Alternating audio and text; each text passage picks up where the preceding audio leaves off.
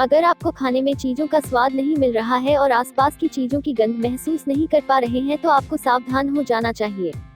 केंद्रीय स्वास्थ्य मंत्रालय ने हाल ही में सूंघने और स्वाद की क्षमता में कमी को भी कोरोना वायरस के लक्षणों में शामिल कर लिया। इस मसले पर काफी समय से चर्चा जारी थी। राष्ट्रीय टास्क फोर्स ने व्यापक चर्चा के बाद इस बारे में फैसला लिया है। यह पाया गया है कि कोरोना से संक्रमित लोगों में सूंघने और स्वाद महसूस करने की क्षमता में कमी आई है, इसलिए इसे अब संक्रमण के लक्षण में शामिल कर लिया गया है।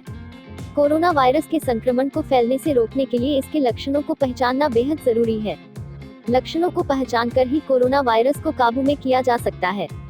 कोविड-19 के बारे में बुनियादी जानकारी। कोरोना वायरस यानी कि कोरोना वायरस डिजीज कोविड-19 बहुत सूक्ष्म लेकिन प्रभावी वायरस है। कोरोना वायरस मानव के बाल की तुलना में 900 गुना छोटा है। आकार में इस छोटे वायरस ने पूरी दुनिया को डरा दिया है। दिसंबर 2019 में चीन के वुहान शहर में नोवल कोरोना वायरस कोविड-19 का पहला मामला जानकारी में आया था।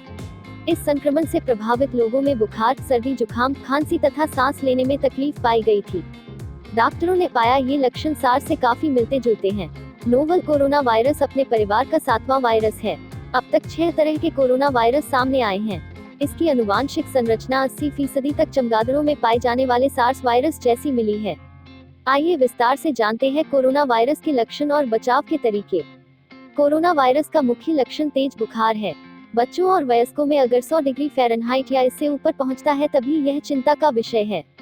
WHO यानी विश्व स्वास्थ्य संगठन के मुताबिक कोरोना वायरस से संक्रमित होने पर 88% को बुखार, 68% को खांसी और कफ, 38% को थकान, 18% को सांस लेने में तकलीफ, 14% को शरीर और सिर में दर्द, 11% को ठंड लगना और 4% में डायरिया के लक्षण दिखते हैं। नाक बहना कोरोना वायरस का लक्षण नहीं माना जा रहा है। हाँ, एक बात ध्यान देने वाली है कि कई मामले ऐसे मिले हैं जिनमें कोरोना के कोई लक्षण नजर नहीं आए हैं, इसलिए आपको ज्यादा सावधान रहने की जरूरत है। कोरोना की पहचान के लिए इन लक्षणों पर गौर करें। तेज बुखार आना। अगर किसी व्यक्ति को सूखी खांसी के साथ तेज बुखार है तो उसे एक बार जरूर जांच करानी चाहिए।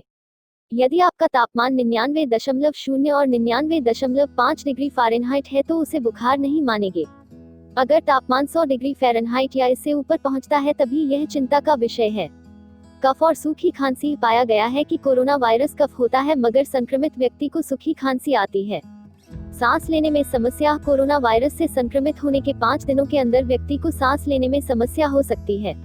सांस लेने की समस्या दरअसल फेफड़ों में फैलते कफ के कारण होती है। फ्लू कोल्ड जैसे लक्षण। WHO यानी विश्व स्वास्थ्य संगठन के अनुसार कोरोना वायरस से संक्रमित होने पर कभी कभी बुखार, खांसी, सांस में दिक्कत के अलावा फ्लू और कोल्ड जैसे लक्षण भी हो सकते हैं। डायरिया और उल्टी। कोरोना से संक्रमित लोगों में डायरिया और उल्टी के भी लक्षण देखे गए हैं। करीब 30% लोगों में इस तरह के लक्षण पाए गए हैं। सूंघने और स्वाद की क्षमता में कमी। बहुत से मामलों में पाया गया है कि कोरोना से संक्रमित लोगों को सूंघने और स्वाद की क्षमता में कमी आती है।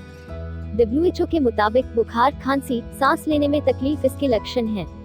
अब तक इस वायरस को फैलने से रोकने वाला कोई टीका या वैक्सीन नहीं बनी है, जबकि कई देशों में वैक्सीन के ट्रायल्स अंतिम चरणों में हैं। यह वायरस एक व्यक्ति से दूसरे व्यक्ति में फैलता है, इसलिए इसे लेकर बहुत सावधानी बरती जा रही है। कुछ मामलों में कोरोना वायरस घातक भी हो सकता है, खास तौर पर अधिक उम्र के लोग और जिन्हें पहले से अस्थमा, डायबिटीज और हार्ट की बीमारी है। कोरोना वायरस से मृत्यु दर। 1. 9 साल तक के बच्चों में 0%। 2. 10 से 39 वर्ष तक के लोगों में 0.2%। 3. 40 से 49 वर्ष तक के लोगों में 0.4%। 4. 50 से 59 वर्ष तक के लोगों में 1.3%। 5. 60 से 69 वर्ष तक के लोगों में 3.6%। 6. 60 से 69 वर्ष तक के लोगों में 3.6%। 7. 70 से 79 वर्ष तक के लोगों में 8%। 8. 80 से ज्यादा वर्ष के लोगों में 14.8%। WHO की 23 जून 2020 की रिपोर्ट के मुताबिक WHO ने रेकमेंड किया है कि संदिग्ध या पुष्टि की गई कोविड-19 वाली माताओं को स्तनपान शुरू करने या जारी रखने के लिए प्रोत्साहित किया जाना चाहिए। माताओं को परामर्श दिया जाना चाहिए कि स्तनपान के लाभ संचरण के लिए संभावित जोखिमों को काफी कम कर देते हैं। माँ और शिशु को एक साथ दिन और रात रहने दिया जाना चाहिए तथा त्वचा से त्वचा के संपर्क का अभ्यास करना चाहिए, विशेष रूप से जन्म के तुरंत बाद और स्तनपान की स्थापना के दौरान, चाहे उन्हें या उनके शिशुओं को कोविड-19 का संदेह या पुष्टि ही क्यों न हो। क्या है इससे बचाव के उपाय? आपको सबसे पहले अपने शरीर की इम्यूनिटी यानी रोग प्रतिरोधक क्षमता को बढ़ाने का काम करना चाहिए। इसके लिए आप इम्यूनिटी बढ़ाने की पूरी जानकारी वाला हमारा वीडियो देख सकते हैं। इसका लिंक इस वीडियो के डिस्क्रिप्शन में भी दिया हुआ है। विश्व स्वास्थ्य संगठन WHO ने कुछ आसान स्टेप्स बताए हैं, जिनकी मदद से कोरोना वायरस को फैलने से रोका जा सकता है और खुद भी इसके इन्फेक्शन से बचा जा सकता है। अध्ययनों से पता चला है कि कोविड-19 वायरस प्लास्टिक और स्टेनलेस स्टील पर 72 घंटे, तांबे पर 4 घंटे से कम और कार्डबोर्ड पर 24 घंटे से कम समय तक जीवित रह सकता है। हमेशा अपने हाथों को अल्कोहल आधारित सैनिटाइजर से हाथ रगड़कर साफ करें या उन्हें साबुन और पानी से धोएं। अपनी आंखों, मुंह या नाक को छूने से बचें। सतहों पर कोरोना वायरस के बारे में जानने के लिए सबसे महत्वपूर्ण बात यह है कि वे आसानी से आम घरेलू कीटाणुनाशकों से साफ हो सकते हैं जो वायरस को मार देंगे। अपने हाथों को अल्कोहल आधारित सैनिटाइजर से हाथ नियमित रूप से और अच्छी तरह से साफ करें या उन्हें साबुन और पानी से धोएं, क्योंकि अपने हाथों को साबुन और पानी से धोना या अल्कोहल आधारित हाथ रगड़ना वायरस का उपयोग करता है जो आपके हाथों पर हो सकता है। अपने और दूसरों के बीच कम से कम 1 मीटर 3 फीट की दूरी बनाए रखें, क्योंकि जब कोई व्यक्ति खांसता है, छींकता है या बोलता है तो वे अपनी नाक या मुंह से छोटी तरल बूंदों को छिड़कते हैं जिसमें वायरस हो सकता है। यदि आप बहुत करीब हैं, तो व्यक्ति को बीमारी होने पर आप कोविड-19 वायरस सहित बूंदों में सांस ले सकते हैं। भीड़ भाड़ वाली जगहों पर जाने से बचें, क्योंकि जहां लोग भीड़ में एक साथ आते हैं, आपको कोविड-19 वाले किसी व्यक्ति के निकट संपर्क में आने की अधिक संभावना है और 1 मीटर या 3 फीट की दूरी बनाए रखना अधिक कठिन है। आंखों, नाक और मुंह को छूने से बचें, क्योंकि हाथ कई सतहों को छूते हैं और वायरस उठा सकते हैं। एक बार दूषित होने पर हाथ वायरस को आपकी आंखों, नाक या मुंह में स्थानांतरित कर सकते हैं। वहां से वायरस आपके शरीर में प्रवेश कर सकता है और आपको संक्रमित कर सकता है। सुनिश्चित करें कि आप और आपके आसपास के लोग अच्छे श्वसन स्वच्छता का पालन करें। इसका मतलब है खांसी या छींक आने पर अपनी मुड़ी हुई कोहनी या टिश्यू से अपने मुंह और नाक को ढकना। फिर उपयोग किए गए ऊतक को तुरंत निपटाने और अपने हाथों को धो लें, क्योंकि बूंदों से वायरस फैलता है। अच्छी श्वसन स्वच्छता का पालन करके आप अपने आसपास के लोगों को सर्दी, फ्लू और कोविड-19 जैसे वायरस से बचाते हैं। यदि आपको बुखार, खांसी और सांस लेने में कठिनाई हो तो चिकित्सा पर ध्यान दें, लेकिन यदि संभव हो तो कॉल करके अपने स्थानीय स्वास्थ्य प्राधिकरण के निर्देशों का पालन करें, क्योंकि आपके क्षेत्र की स्थिति की जानकारी के लिए राष्ट्रीय और स्थानीय अधिकारियों के पास सबसे अधिक तारीख होगी। कॉल करने से आपका स्वास्थ्य देखभाल प्रदाता आपको जल्दी से सही स्वास्थ्य सुविधा के लिए निर्देशित कर सकेगा। यह आपकी रक्षा भी करेगा और वायरस और अन्य संक्रमणों को फैलने से रोकने में मदद करेगा। विश्व स्वास्थ्य संगठन यानी WHO के मुताबिक अल्कोहल आधारित हैंड सैनिटाइजर का सुरक्षित उपयोग कोविड-19 के खिलाफ खुद को और दूसरों को बचाने के लिए कारगर है। अपने हाथों को बार बार साफ करें।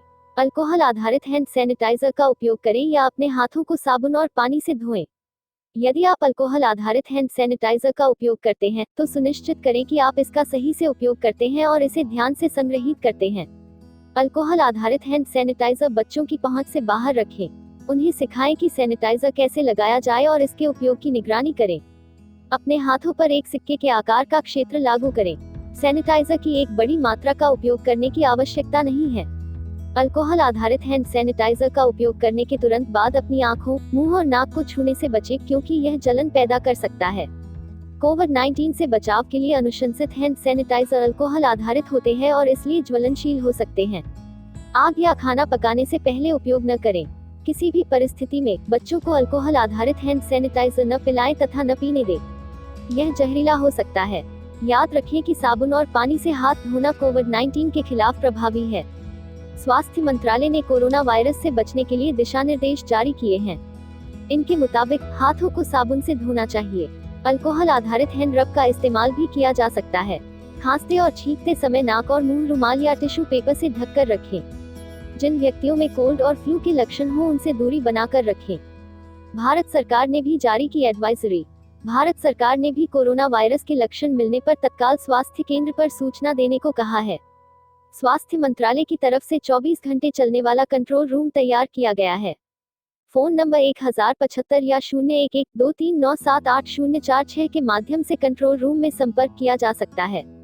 इसके अलावा ncov2019@gmail.com या ncov2019@gov.in पर मेल करके भी कोरोना वायरस के लक्षणों या किसी भी तरह की आशंकाओं के बारे में जानकारी ली जा सकती है।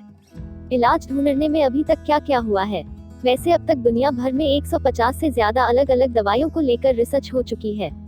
इनमें से ज्यादातर दवाइयां पहले से ही प्रचलन में हैं और इन्हें कोविड-19 संक्रमित मरीजों के इलाज में आजमाकर देखा गया है। ब्रिटेन दुनिया का सबसे बड़ा क्लिनिकल ट्रायल चला रहा है, जिसे रिकवरी ट्रायल कहा जा रहा है। इसमें 12,000 से ज्यादा मरीजों को अब तक शामिल किया जा चुका है। इस ट्रायल में ही पहली बार पता चला कि डेक्सामेथासोन कोरोना संक्रमितों की जान बचा सकती है। इसके अलावा भी कौन सी दवा कारगर है या कौन सी दवा कारगर नहीं है, इसका पता भी इस ट्रायल में चला है।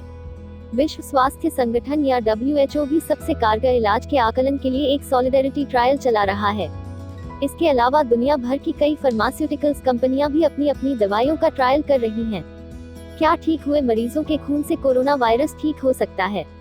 जो मरीज कोरोना वायरस के संक्रमण से ठीक हो गए हैं, उनके शरीर में इसका एंटीबॉडी होना चाहिए जो वायरस के खिलाफ असरदायी हो सकता है। इस इलाज के तहत ठीक हुए मरीज के खून से प्लाज्मा, जिस हिस्से में एंटीबॉडी है, निकालकर बीमार पड़े मरीज में डालते हैं। कब तक हमारे पास पक्का इलाज होगा? यह जानना अभी थोड़ी जल्दबाजी होगी कि दुनिया के पास कब तक कोरोना की दवा होगी। हालांकि अगले कुछ महीनों में हमारे पास ट्रायल के परिणाम आने शुरू हो जाएंगे। तब तक सावधानी बरतनी बहुत जरूरी है। हमने पूरी कोशिश की है कि आज तक कोरोना वायरस की जो डिटेल्स विश्व स्वास्थ्य संगठन या WHO और आयुष मंत्रालय के द्वारा दी गई है, वो इस वीडियो में डालें। अगर आपको यह वीडियो अच्छा लगा हो तो इसे लाइक करके शेयर जरूर करें, क्या पता किसी जरूरतमंद के काम आ जाए। अपने इस चैनल को सब्सक्राइब करना न भूलें।